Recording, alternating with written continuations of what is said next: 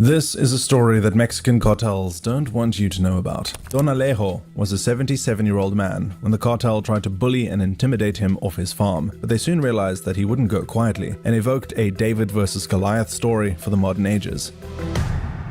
Who is Don Alejo? Don Alejo did what the cartel never could. He earned an honest living. He was born in 1933 near Allende, Nuevo León, which is in northeastern Mexico, and not too far from the Texan border. He and his brothers earned jobs as timber workers in the nearby city of Monterrey. He soon earned enough money to buy his own ranch. He struck a bargain and found a 200-hectare plot of land further east in Tamaulipas. It was a wasteland when he first bought the land, but he gradually transformed it into a rich and bountiful stretch of land. He named this ranch San Jose, after his father, Jose Garza, who taught him the meaning of hard work. Don Alejo had a love for nature and farming, but above all, he loved hunting, and was known for his incredibly accurate shot. He soon started a family, and with his wife Leticia, he had two girls, Marcela and Alejandra. Over the decades, the drug trade grew in Mexico, but by the 2000s, a brutal drug war was taking place between Los Zetas and their parent organization, the Gulf Cartel. The roads of Tamaulipas were suddenly dangerous places to be, as there were often robberies and kidnappings for ransom. And then these drug gangs began their extortion rackets on farmers in the local community. People sit around and pick and choose the people that they're gonna back up. This is my cartel. I love them, right? But you go to work every day. You're not in the cartel. You're not dealing with nothing. You're not selling no nickel bags. You're not selling no kilos. You're not doing nothing. You live with your family. You go to work. You go, you do your thing with your family. You take your time, but you pick the side. Yeah, I'm with this side or that side, right? Man, those sides are coming to oppress people just like you and take your shit, everything you worked for. Let's see if you're going to be, supporting your heroes when they come for your money. This old man wasn't having it. Huh? You coming for what I work for now? I don't got nothing to do with you. But because you've been able to mount up weapons and mount up crash dummies, you want to come take mine. All right, cool. I'll be your huckleberry. All right, I'm not going alone. Be like that. Shout out Miriam Rodriguez. Where the cartel was protecting farmers from the cartel. It was a nasty way of taking a cut of the cartel was protecting farmers from the cartel. hard-earned money from farmers in the local community. But occasionally things got even worse than that. The cartel would sometimes simply evict farmers off their property and transform their land into training camps and hideouts, among other things. Don Alejo was keenly aware of what was going on. He managed to live most of his life as a simple, hard-working businessman who earned an honest living, while El Chapo and other drug lords argued that he had no choice but to enter the drug trade. Don Alejo was proving them wrong. His friends found him to be incredibly hardworking and reliable, and remarked that a promise from Don Alejo was as good as a contract. He had escaped running into the cartels until he was 77 years old. He went 77 years without having to run in a public one or one that we know of with the cartel, right? When everybody said, oh, he's gonna have to eventually. He never did till he was 77. I'm sure people around him thought to themselves, oh, if he got past it this long, they're never gonna come for him. The day came, they came a-knocking. Everybody could be touched. Everybody's time comes. All of the above. Stop this because he did it for 40 years. You know, it's going to be forever. Nah, people figure you out. People say, he's not the threat he used to be. Get him. And they get you. Right? It's just what it is. He had escaped running into the cartels until he was 77 years old. On November 12, 2010, members of the Los Zetas cartel came knocking on his door. At this time, they were one of Mexico's deadliest drug cartels, known for their torture techniques, murders, and beheadings. Let's just say that they weren't coming over to borrow a cup of sugar. The cartel knocks on his door. The cartel explained who they were and that they were taking his home from him, but Don Alejo refused to bow to their demands. So the men at his door gave him an ultimatum. He had 24 hours to collect all of his things and leave the town forever. This way, he could scrape up a lot of his precious belongings and avoid any violent repercussions. But Don Alejo also refused this offer. The cartel then proposed a less generous offer. They told him that they were coming back that night. By then, it will be the cartel's property. So they came and said, hey man, give me everything that you've worked for the 77 years you've been on this planet. That's it. Just got to give it up. And then you guys be like, those, well done. Right? Then you evil. Well, the problem is you evil and broke. Because you not on their level. Speak that truth, Shah. Don Alejo went to war with the Zetas by himself, unalived a bunch of them till they took him out. I mean, you're giving me no other choice. See, a lot of people say, oh, but so-and-so won't do this and that circumstance and so-and-so. Bro, when your back is against the wall, you left without a choice. It's quietly say your last words or violently say your last words. I choose violence. Don Alejo also refused this offer. The cartel then proposed a less generous offer. They told him that they were coming back that night. By then, it will be the cartel's property, and he will be a trespasser on their property, so he will be killed. Whether he stayed that night was up to him, but one way or another, the cartel was coming. Don Alejo told them he was going nowhere, and that he would see them later that night. As one of Don Alejo's friends, Weibo, had once said of the incident, he would never have worked his whole life to one day let someone take everything from him. That is not his nature. And Don Alejo was clearly aware that he simply could not just go to the police. In some ways, the cartels were the police and ran rural Mexico. To give you a quick example, Ovidio Guzman, the son of El Chapo, was arrested in 2019, but on the threat of violence from the cartel, he was suddenly released again. The cartel vastly outweighs the police in terms of its membership, weaponry, and willingness to cause violence. And this wasn't any cartel on his doorstep. This was Los Zetas. A year before they arrived, Don Alejo would have come across this news story. 72 immigrants from Ecuador, Guatemala, and Honduras were murdered in Tamaulipas state in Mexico. The victims were 72. Like, why you gotta smoke 72 people for? Murdered in an area of geography controlled by the Zetas, which is a very ruthless and powerful cartel operating inside of Mexico. Don Alejo had chosen a battle not many would dream about. Don Alejo's secret stash. The cartel saw him as an old, feeble man and assumed that tonight's work would be relatively easy. What they didn't know is that Don Alejo has lived his entire life in fear of the cartel. He knew that one day they were coming, and the cartel had foolishly given him ample time to prepare. In his cellar, Don Alejo had a... Come on, man. Why nobody's making this movie? These are the movies I want to watch. You think I don't want to watch an old man do some Home Alone, Macaulay Culkin level booby traps and shit like that to unalive some adults that are coming to victimize him? That's the movie I want to watch, man. Do I gotta write it myself? secret stash of weapons. These were mainly hunting rifles that you would expect any farmer to have, but living in rural Mexico, where the cartel could literally end up on your doorstep, he decided to buy his hunting rifles in bulk. Don Alejo did the opposite of calling for backup. He had several men working for him on his farm, but he didn't want them dragged into this mess. He told them all to go home and have an early weekend. He told them to take away all the livestock and take away any valuables that they had from the land. He didn't explain why, and let them spend time with their families. Had he not made this move, those families could have had their lives ruined forever. Joaquin Estrada, a trusted employee of Don Alejo and close friend, knew something was up, but agreed to leave. He would be the last friend he would bid farewell to that night. Don Alejo's final word to his friend that night was for him to go to see his family, waiting for the second call. The cartel had ambiguously told him that they were coming back later that night, so once the sun went down, he prepared himself for the worst, and he assumed that they would arrive at pitch dark rather than when nightfall had just begun. But before the sun went down, Don Alejo made a phone call. He called his wife and believed that this might be the final time he would hear her voice. "You know what, my love? I love you very much, Don Alejo." He already made a decision, and he made friends with the worst possible outcome. He said his goodbyes, he said his I love yous. What else can you ask of a man?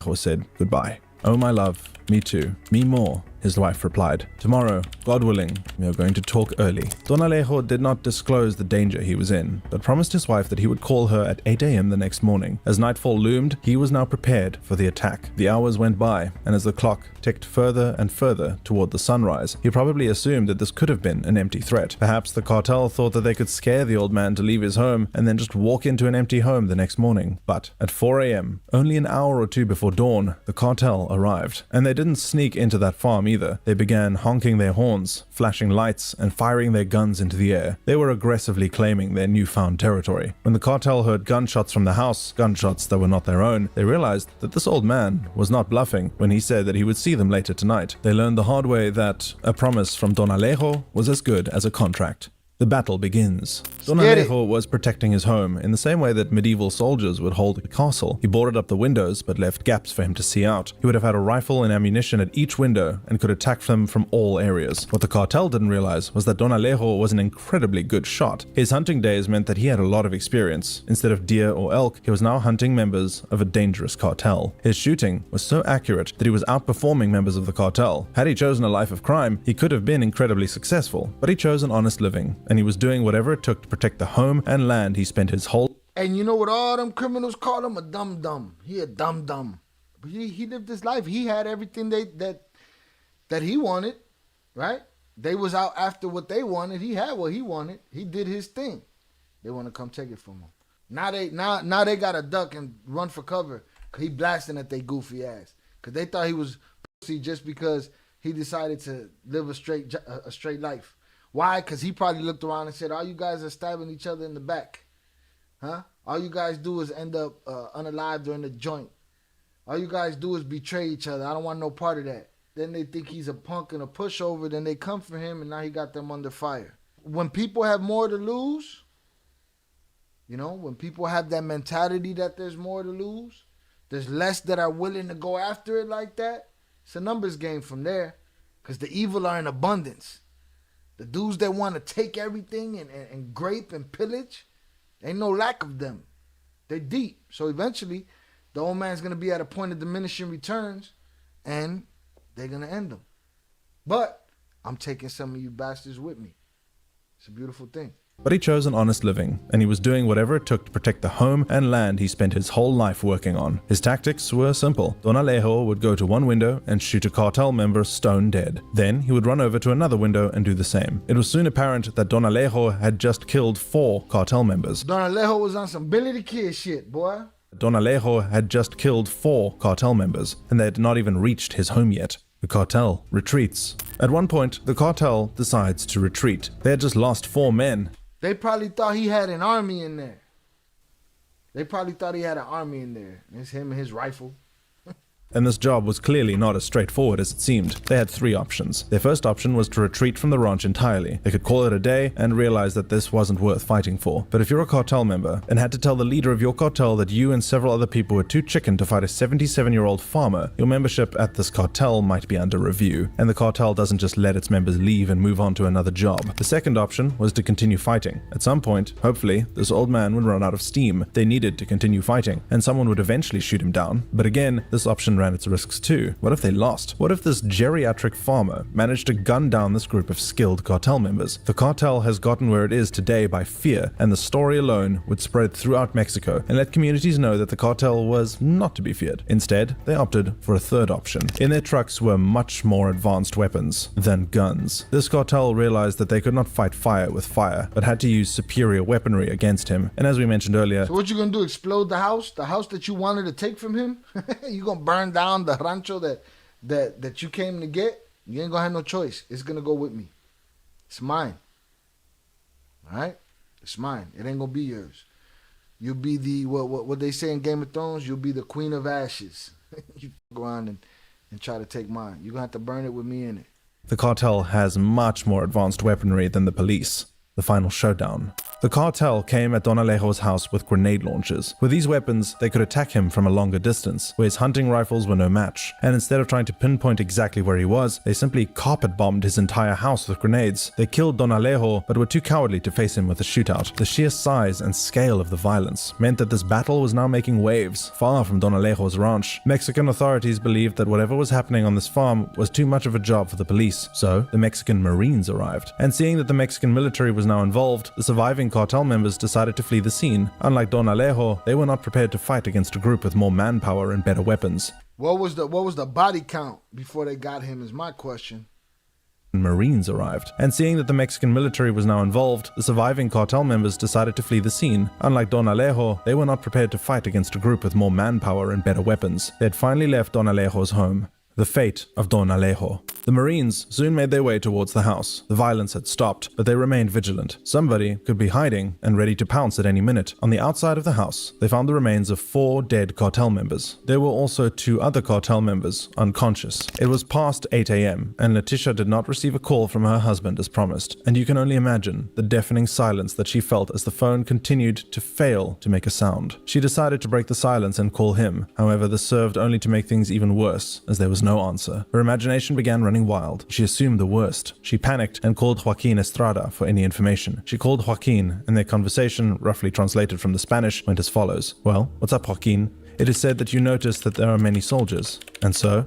Well, there are many soldiers inside the ranch. Well, what about that? You go and see my husband to see how he is. Maybe the soldiers went to do some inspection. It's just that he doesn't know how many there are. There are too many and they won't let me in. No, tell them that you are their ranch worker, that they... She is desperate for that man to go in that ranch and get her the information she wants. And then call me to tell me how my husband is. Alejandra did not receive a call back from Joaquin that day. Don Alejo had managed to hold off a pack of gunmen infiltrating his house, but grenade launches proved too much. The Mexican military found his body and was simply gobsmacked that the opposing side against the cartel was one man and several hunting rifles. He was a man who earned an honest living, and when the cartel came calling, he refused to back down. The only way that the cartel could defeat him was to take the coward's way out and fire grenade launchers at his home from a distance. Don Alejo's legacy. Los Zetas controlled a lot of the media, so the story did not make any newspapers the next day. Don Alejo had humiliated the cartel, and they did not want anyone to know about it. However, the newspaper Milenio decided to publish Don Alejo's heroics and let the people know about just how cowardly this criminal gang had reacted. And the cartel may have had control over the newspapers, but they could not control social media. Eventually, the news of Don Alejo spread, and he became a cultural icon. The fact that the cartel tried to quash this news only made the story spread even.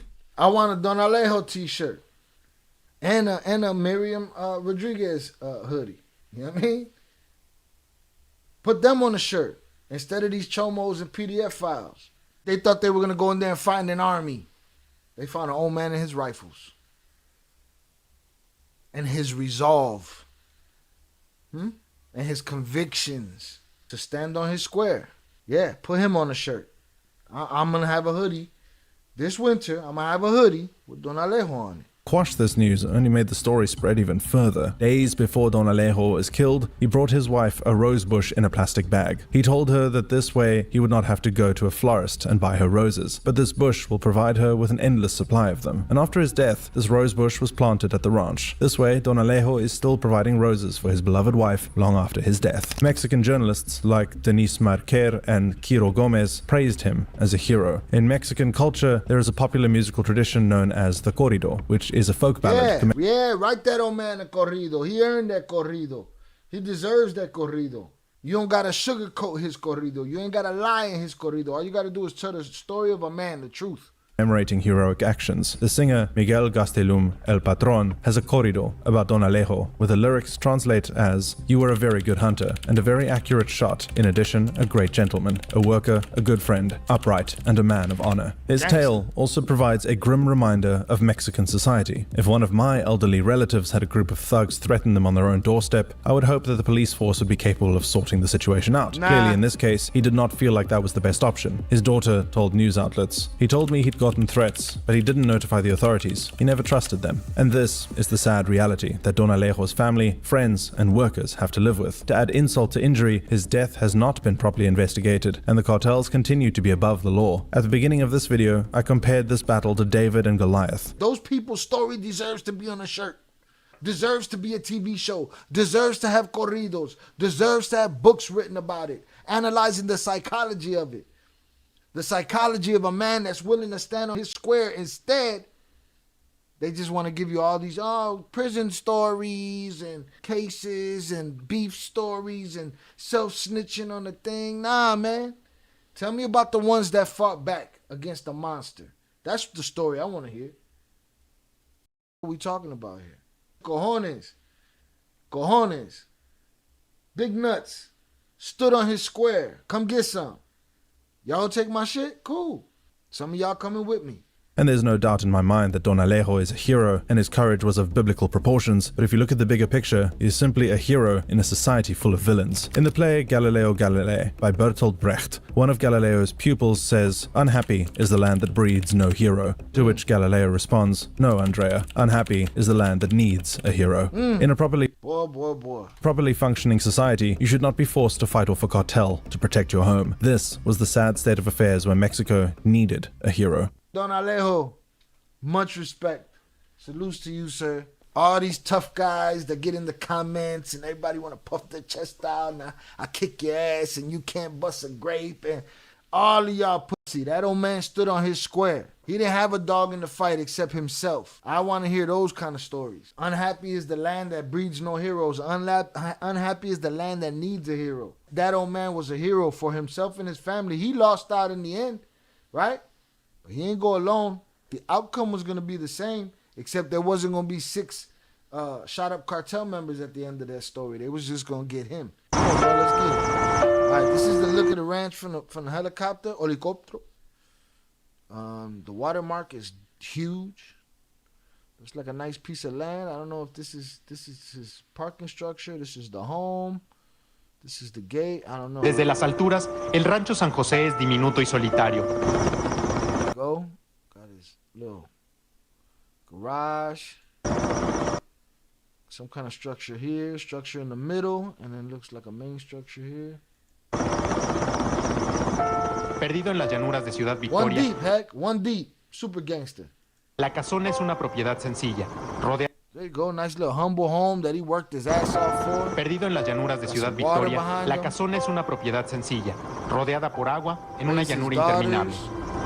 loved his wife, paid his staff, broke his back, did the things that men do. For somebody to come and say, I'm tougher than you can't bust a grape, I'll take that. Pero en tierra, el escenario se transforma. Todo en ello recuerda la... Shit, look at this. They blew the frame out of this whole wall right here. Pero en tierra, el escenario se transforma. Todo en ello recuerda la madrugada del 13 de noviembre, cuando un comando armado intentó despojar a Don Alejo Garza Tamez de su propiedad.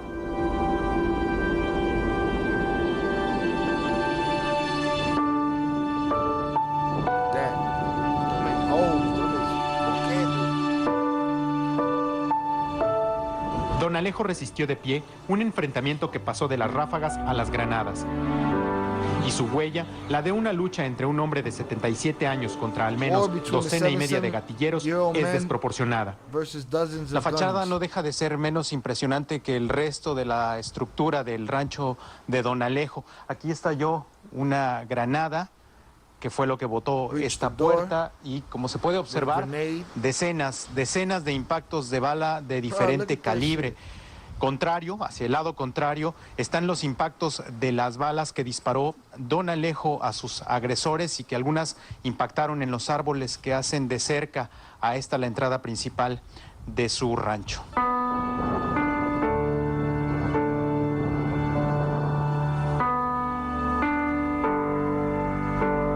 Cat got stories to tell. The cat's like, yo, the old man, they came at the old man. Old man had his straps laid out all over the house, and he crawled from one spot to the other, and he pinpointed and dotted these fools. Bagata, bagata, bagata. Cat got story to tell. Turkey got story to tell. You should have seen the old man that night.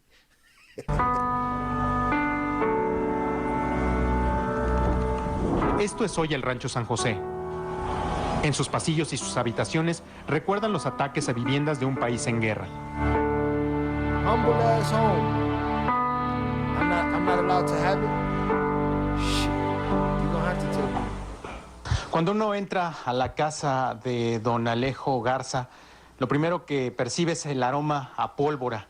Pólvora que está impregnada en todas las paredes, en todos los muebles, en el techo incluso, donde se ven los disparos.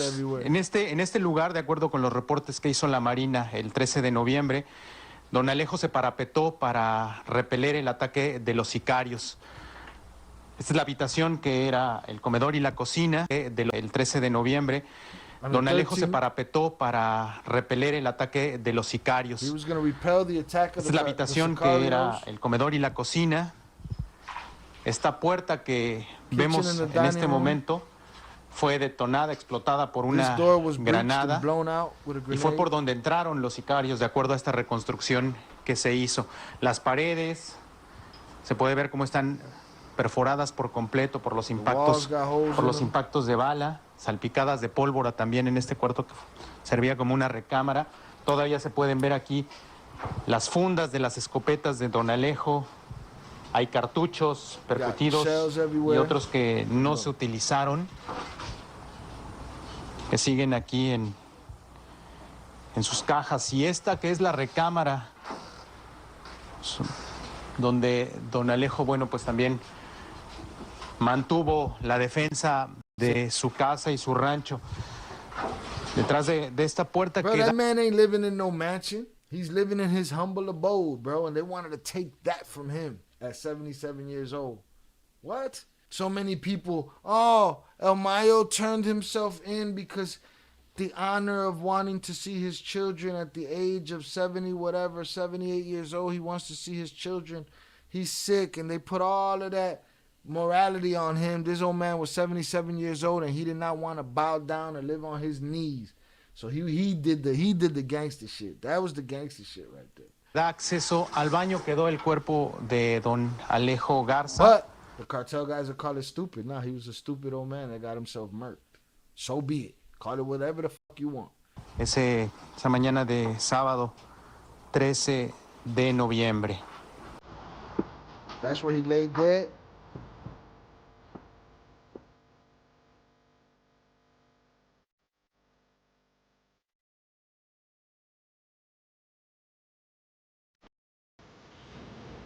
Hay algo espeso en el viento que sopla fuerte en esta parte de Ciudad Victoria, que a unos 15 kilómetros de esta propiedad parece más lejana.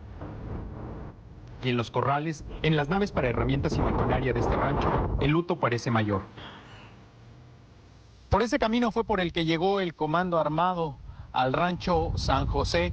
Esta es la entrada que utilizaron, donde se ve claramente que no hay impactos de bala, y si no es sino hasta traspasando la propiedad, a donde se empiezan a contar ya decenas de casquillos que hay tirados por todo el suelo de esta propiedad, y así es como se ve la fachada principal de la casa. Así quedó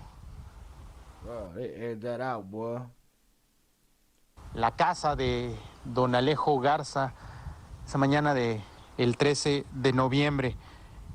En el piso, en el suelo, entre la tierra, se ven casquillos, y de acuerdo a los reportes de los peritos, uno de los sicarios probablemente estuvo aquí de pie disparando hacia la fachada. En el suelo están los cartuchos que soltó su arma, y que muy probablemente también quedó aquí tendido el cuerpo de uno de ellos. De acuerdo al rango de tiro que tenía Don Alejo, este era un blanco fácil, lo que dicen las autoridades.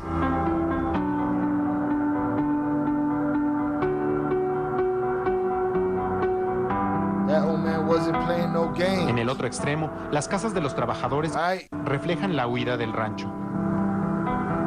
Come on, man. That was a humble man, bro. A humble man. He didn't want to take nothing from nobody.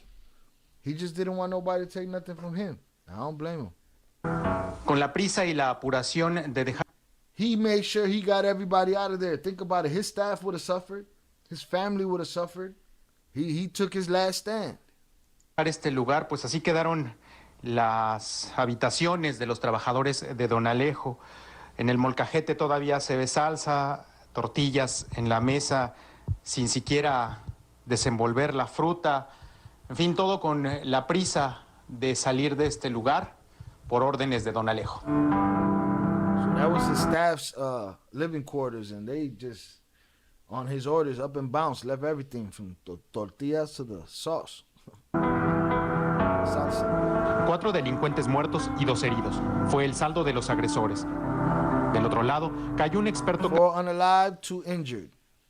Cazador de venados, que se I wanna interview those two.